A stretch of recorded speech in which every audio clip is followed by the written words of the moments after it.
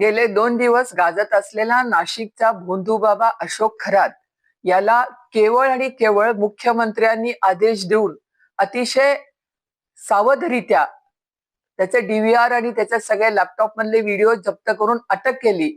हे मुख्यमंत्री देवाभाऊंचं मी मनापासून खूप अभिनंदन करते। पण या सगळ्या प्रकरणामध्ये महिला आयोगाच्या अध्यक्षा ज्या पद्धतीनं त्यांचे सगळे व्हिडिओ समोर आलेत आणि हा प्रकरण हे गेल्या वर्षी त्यांनी अहिल्यानगरच्या एका वृत्तपत्र संपादकाला माफी मागायला लावली, त्यावेळेला तरी त्यांनी या बाबतीत गांभीर्याने याची चौकशी करायला पाहिजे होती।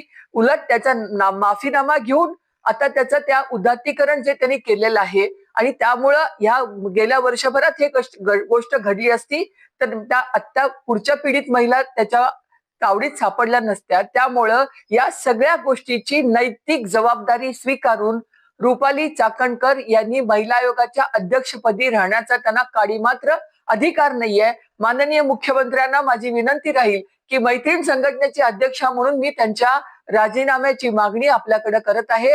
तातडीनं त्यांनी राजीनामा द्यावा अशी आमची मागणी आहे।